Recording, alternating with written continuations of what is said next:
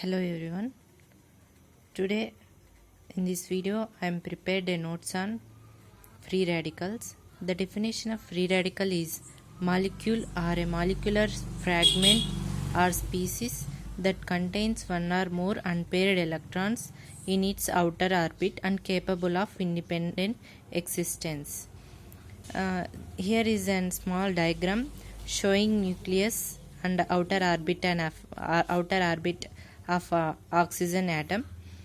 Here we can see that there are all are paired electrons, but in this diagram we can see one unpaired electron. This is called a free radical, and free radical is represented by this symbol superscript dot. And most of the free radicals are derived from oxygen. Generally, complete reduction of O2 leads to water, but partial reduction of oxygen leads to reactive oxygen species. And reactive oxygen species contain free radicals and non-free radicals. In free radicals, we can see the following examples: superoxide anion radical, hydroperoxy radical, nitric oxide, lipid peroxide radical, peroxynitrate, hydroxyl radical. And non-free radicals are also there in reactive oxygen species. These are all contain unpaired electrons, but these contain paired electrons, but they possess the same features like free radicals. Hence these are located in the group of reactive oxygen species. They contain the following examples are H2O2 and singlet oxygen. Nitric oxide and peroxynitrate are also called reactive nitrogen species. This is the sequence how complete reduction of oxygen leads to water. First, when we add one electron, it forms superoxide anion free radical, and one electron plus 2 protons leads to hydrogen peroxide, and with removal of water and addition of another electron and proton leads to hydroxyl free radical, and electron plus proton leads to water. The important characteristics of free radicals are they are highly reactive and they have short lifespan within fraction of seconds. For example, nitric oxide half-life is 3 to 10 seconds only. Ability of generation of new reactive oxygen species by chain reaction, and causing damage to almost all biomolecules like proteins, lipids, carbohydrates, nucleic acids. The sources of free radicals are divided under two main categories: from cellular metabolism, which is also called as endogenous, and from environmental effects. About 1 to 4% of total intake in oxygen is converted into free radicals. In case of oxidative stress, the percentage may increase. Cellular metabolism: leakage of electrons from the respiratory chain in mitochondria. It contributes major free radical formation as electrons are moved from matrix to inner mitochondrial space, from inner mitochondrial space to matrix. Production of free radicals by oxidase systems. There are I given the examples of three oxidase systems. I discuss one by one. In a xanthine oxidase, hypoxanthine is converted into xanthine along with water and oxygen also used, forming hydrogen peroxide by xanthine oxidase, and xanthine is oxidized into uric acid again with the same reaction. Hence here H2O2 is generated, which acts like free radical. reactive oxygen species, because it contains paired electron, it is non-free radical. And another oxidase system is aldehyde oxidase system. It is a member of molybdenum hydroxylase family. This family also includes xanthine oxidase. It is the transport of electrons and overall mechanism of aldehyde oxidase. It uses NADH and it is oxidized into NAD+. The hydrogen atom containing electron is given into oxygen and it is converted into superoxide free radical along with the H2O2 also released. These are iron sulfur proteins and this is molybdenum cofactor. And another oxidase system is NADPH oxidase system. It operates in inflammatory cells like neutrophils, polymorphonucleocytes, macrophages, produces superoxide free radical from oxygen. This process is called respiratory burst. The actual definition of respiratory burst is, it is the rapid and increased consumption of oxygen for generation of free radicals by macrophages.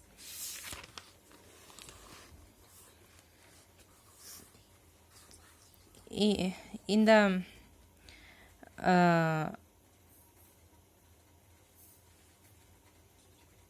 leukocytes like neutrophils and macrophages, the superoxide is synthesized by oxygen, catalyzed by NADPH oxidase. I have a diagram, I will show it later. Superoxide, in this way, superoxide is converted into hydrogen peroxide, and again hydrogen peroxide is converted into hypochlorous acid by myeloperoxidase system like this.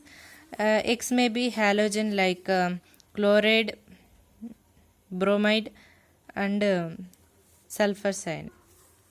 Hypochlorous acid is a major component of household bleach, hence it kills bacteria easily. Superoxide is also able to kill bacteria. It is the mechanism of respiratory burst and how macrophages kill bacteria. Whenever bacterium is attacked by IgG antibody, it fixes with the receptor, IgG receptor. So through internalization and vacuole formation, it is phagocytosed into the cell. Hence it is called phagosome containing receptor, antibody and bacterial complex, and lysosome fuses with it.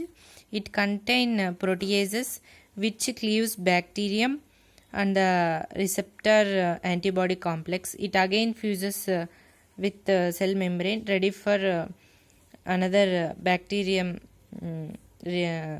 complex. This is called phagolysosome.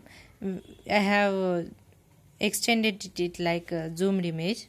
Oxygen is converted into superoxide radical by NADPH oxidase by NADPH, and NADPH is converted into NAD+. This is called respiratory burst. This superoxide can able to kill bacteria, and superoxide dismutase acts on superoxide radical and it is converted into hydrogen peroxide, and myeloperoxidase catalyzes and converted into hypochlorous acid which kills bacteria. It acts like a bleaching agent. And clinical aspect of this NADPH oxidase is, whenever the enzyme is absent, it precipitate a disease called chronic granulomatous disease. Macrophages cannot destroy them because the main process which converts oxygen into superoxide anion is lost. But the bacteria like pneumococci and streptococci by themselves produced hydrogen peroxide, which is converted into hypochlorous acid by myeloperoxidase, which is active, and destroys them. Staphylococci positive being catalyzed positive can detoxify H2O2 and cannot be destroyed. Hence, the patients of chronic granulomatous suffers with recurrent pyogenic infections caused by staphylococci. Due to chain reactions of membrane lipid peroxidation, also involves generation of free radicals. Lipid peroxidation. Free radicals induced peroxidation of membrane lipids, mainly polyunsaturated fatty acids in cell membrane are easily destroyed by peroxidation.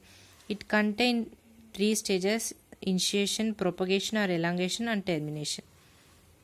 Initiation, it is the first step in the it is the first step, and it leads to synthesis of polyunsaturated fatty acid radical and lipid peroxide.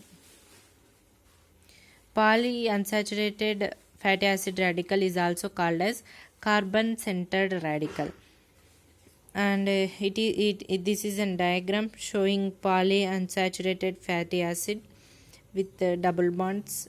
When it is acted by hydroxyl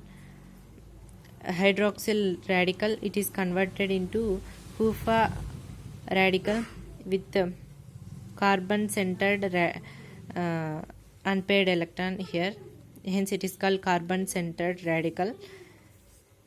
Peroxidation begins by extraction of hydrogen atoms containing electrons from conjugated double bonds in fatty acids.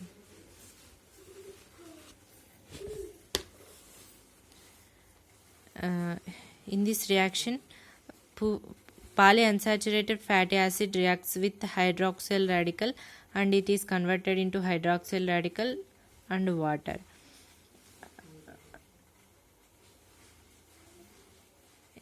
In this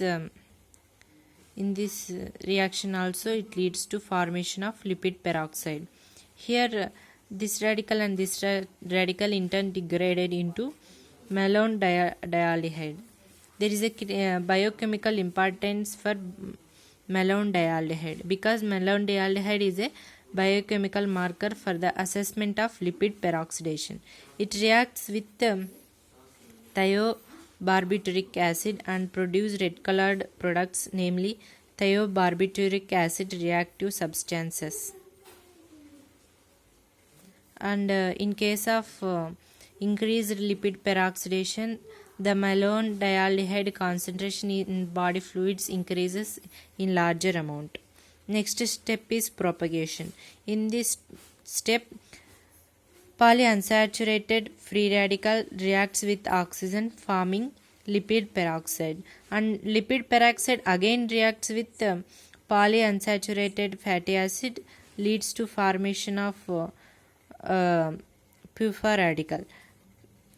Polyunsaturated radical reacts with molecular oxygen to form lipid peroxide like this equation, and it again reacts with another lipid causing formation of PUFA radical in reaction 5. This is reaction 4. In this way, the reaction continues like this way. This mechanism is called death kiss of free radicals because this radical reacts with oxygen to form another radical. This radical again reacts with another polyunsaturated fatty acid to form a PUFA radical. Again this one comes, again this one here, like this the reaction is repeated like a death kiss. Termination. This chain reaction is terminated by reaction with another peroxyl radical to form inactive products. Like lipid peroxide reacts with another lipid peroxide to form these inactive compounds. like this way. In our body, antioxidants like superoxide dismutase, uric acid, and vitamin E, these acts like chain breakers uh, and terminate the chain. Here, this is an example of vitamin E. The active form is alpha tocopherol. The phenolic hydrogen is exchanged into to the lipid peroxide, forming tocoperoxyl radical and normal compound. Again, this one reacts with another lipid peroxidase, forming inactive products. The general form of this one is again regenerated by vitamin C. I will discuss it in antioxidants. And production of nitric oxide, which itself is a free radical. Nitric oxide is a endothelium derived relaxing factor because it causes relaxation of vascular smooth muscle. Nitric oxide is synthesized by nitric oxide synthase enzyme. It requires coenzymes like flavin mononucleotide, flavin adenosine dinucleotide, heme, tetrahydrobiopterin. The mechanism is like that. L-arginine reacts with oxygen and with the help of reduced coenzymes like NADPH, and it is converted into L-citrulline, leads to formation of nitric oxide. Nitric oxide synthesis are three types. Three types are identified in human body. First one is endothelium containing nitric oxide synthase and neural tissue containing nitric oxide synthase. These both are synthesized at constant rate. They are synthesized at a constant rate in spite of the physiological demand, but it is inducible form. The main inducer is calcium calmodulin complex, and it is found in hepatocytes, macrophages, monocytes, neutrophils, etc.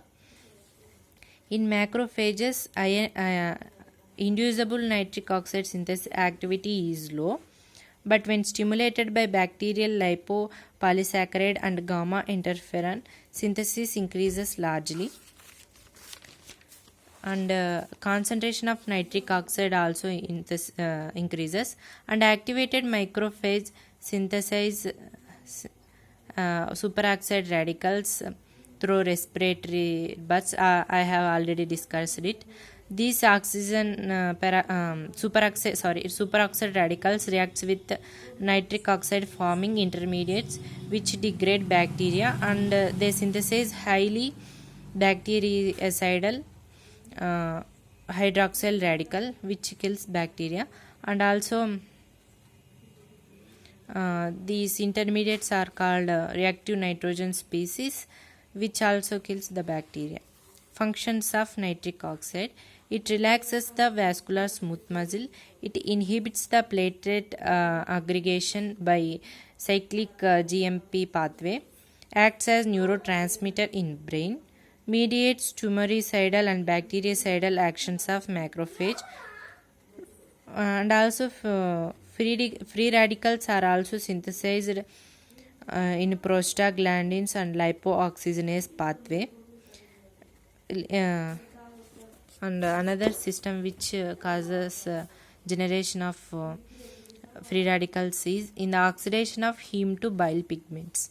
Heme is converted into biliverdin, and heme contain iron in Fe2 plus form, reduced form, but it oxidized by heme oxygenase, and this iron, oxidized iron, can participate in generation of reactive oxygen species, and normally this biliverdin is converted into bilirubin by biliverdin reductase.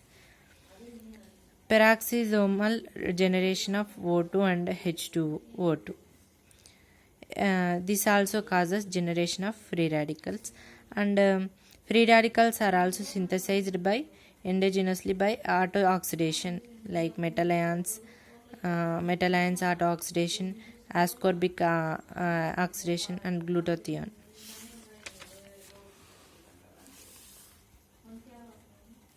From environmental effects, and which means exogenous forms which causes generation of free radicals as a result of drug metabolism like paracetamol, halothane, cytochrome P450 reactions, etc.